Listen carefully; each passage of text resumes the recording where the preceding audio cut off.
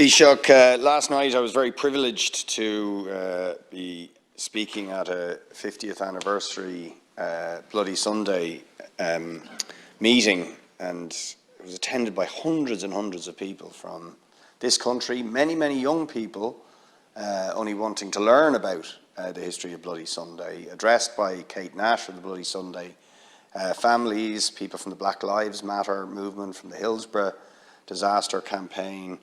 And the message at that meeting was absolutely resounding, that after a long struggle to at least deconstruct the disgusting narrative that tried to blame, if you like, the victims of Bloody Sunday for what happened that day, and that eventually happening with Savile, that there still has not been real accountability for the military commanders and political leaders who the families, hold responsible for the massacre, the murder by the British state that took place 50 years ago, and that they are still seeking that justice, that accountability, that truth about the political culpability of the people who ordered that massacre and the senior military figures, not just the foot soldiers, but the senior military figures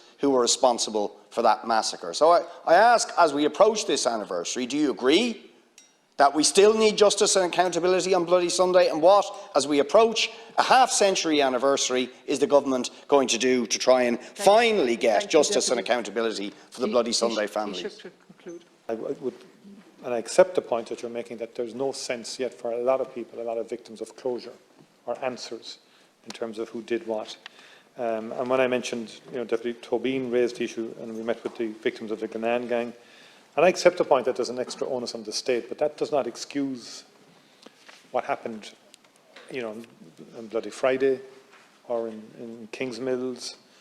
I was watching Reeling in the Years there the week before last, I think, and I think it was 1974. It was shocking, the Birmingham bombs again, the Guildford Four. No one has ever been, that's just the line underneath, no one has ever been brought to justice or in respect of who committed that atrocity. And for the victims of that atrocity, to this day, that hurts.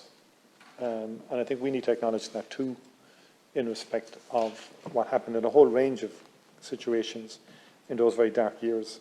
And many people feel that they're being forgotten about, or the loss of their loved ones has been completely forgotten about, and there's not balance in terms of how we approach that.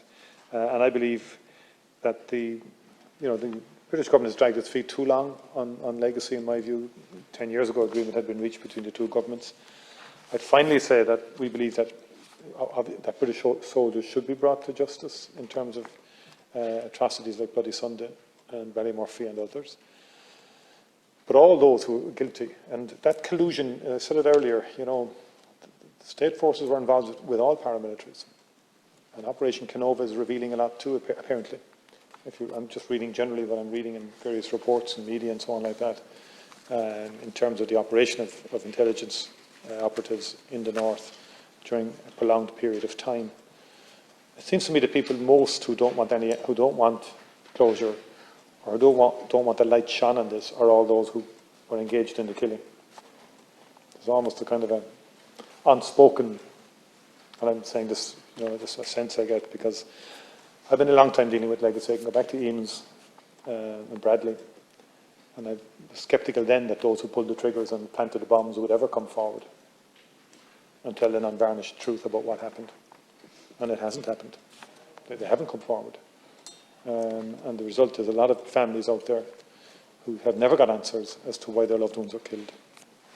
And I think that's an issue. But in any event, we're all agreed in this House, we're against the legacy proposals of the British government and against the idea of an amnesty. And there needs to be clarity and transparency brought to what happened. Moving on to the next.